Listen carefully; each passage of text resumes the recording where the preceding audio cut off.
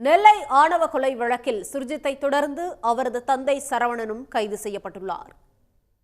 தூத்துக்குடி மாவட்டம் ஆறுமுகமங்கலம் பகுதியைச் சேர்ந்த பட்டியலின சமூகத்தைச் சேர்ந்த மென்பொருள் பொறியாளரான கவின் செல்வகணேஷ் கடந்த 27ஆம் தேதி நெல்லையில் வெட்டி படுகொலை செய்யப்பட்டார்.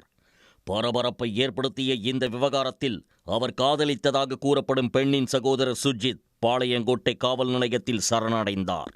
காவல்துறையில் உதவி ஆய்வாளராக பணியாற்றும் சுர்ஜித்தின் பெற்றோர் சரவணன் மற்றும் கிருஷ்ணகுமாரி மீதும் முதல் தகவல் அறிக்கை பதிவு செய்யப்பட்டது. இதனிடையே சுர்ஜித்தின் பெற்றோரையும் கைது செய்தால் மட்டுமே உடலை வாங்குவோம் என கூறி கவினின் உறவினர்கள் தொடர்ந்து போராடி வந்தனர். அப்போ காவல்துறை உள்ளவங்க தான் கொலை பண்ணுவாங்களா?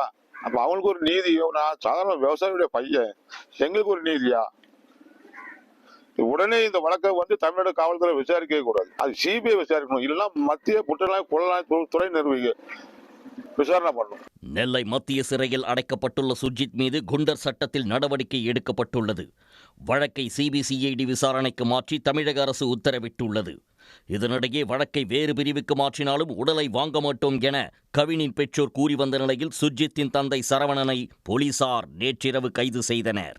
பின்னர் நெல்லை அரசு மருத்துவமனையில் உடல் பரிசோதனைக்கு பிறகு நெல்லை மாவட்ட 1வது நீதிமன்ற நீதிபதி சத்யா முன்பு அவரை ஆஜர்படுத்தினர். ஆகஸ்ட் 8ஆம் தேதி வரை நீதிமன்ற காவலில் அடைக்க நீதிபதி சத்யா உத்தரவிட்டதை அடுத்து பாளையங்கோட்டை மத்திய சிறையில் சரவணன் அடைக்கப்பட்டார். உடனுக்குடன் செய்திகளை தெரிந்து கொள்ள சன் நியூஸ் பெல் ஐகானை கிளிக் பண்ணுங்க.